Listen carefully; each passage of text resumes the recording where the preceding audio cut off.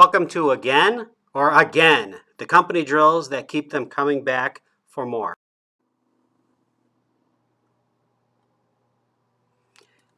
I'm Drew Smith. I'm the fire chief in Prospect Heights, Illinois, and I've been here for about 38 years. For about 20 years of my career prior to being fire chief, I was a director of training. Training is the most important thing we do. If we take care of our firehouses and our fire trucks and our firefighters, we'll be prepared. And most of our firefighters are going to learn the most through company training, repetitive tasks that build upon a foundation of skills that they've already achieved and introduce new skills in incremental bites.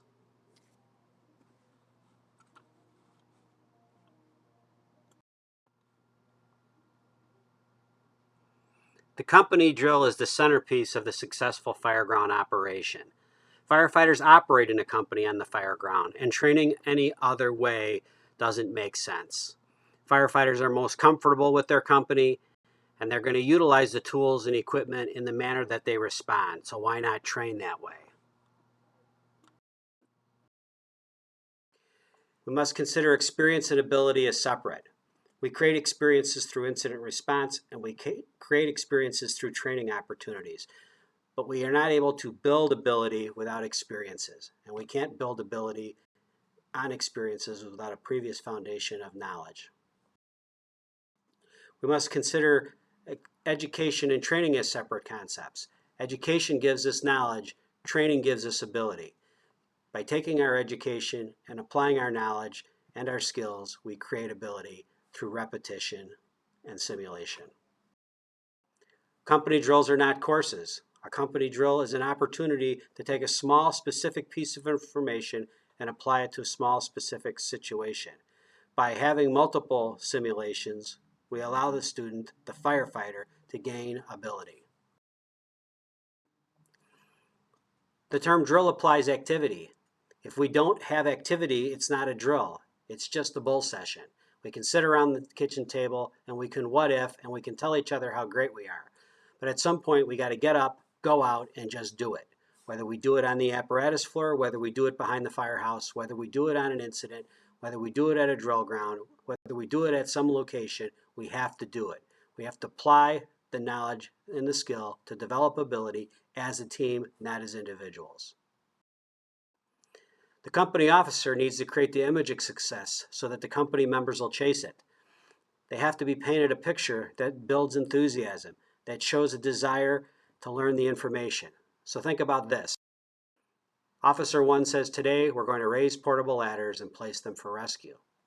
Officer 2 says, say we arrive at a dwelling fire and are faced with persons screaming for help from windows on its upper floors. There's smoke from each window, a quick size-up reveals narrow separation between buildings, overhead wires, and lots of landscaping. What are our approach? Who gets our help first? How do we decide? In which of these drills do you want to participate? And what if you gave your little speech at a really cool place where you could actually illustrate these points? When you're preparing for your drill, keep two concepts in mind. The first of which is know your part, and the other is know your place. If you are not dressed for success, if you are not dressed in the same protective clothing you expect your firefighters to wear, and you don't place yourself next to those firefighters as you would on the fire ground, how do you expect them to know what success looks like and react on the fire ground?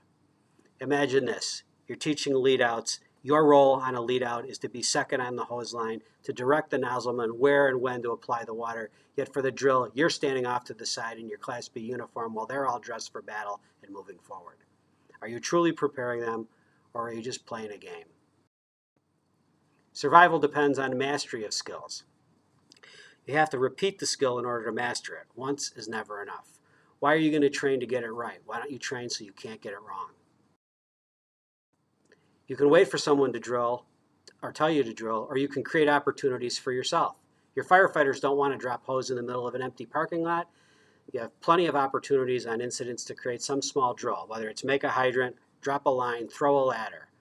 Why are you not doing the things on the smell and bell calls that you would expect at the full-blown calls when the opportunity presents itself? In this program, we're going to look at applying company drill concepts using a dozen or so real examples that you can take back and apply at your fire department on return. So get those expectations set. Be successful. Have realistic goals. Be enthusiastic. Plan out your day. Don't make it too difficult, but then go out and get it done. You'll have your members saying, again, not again.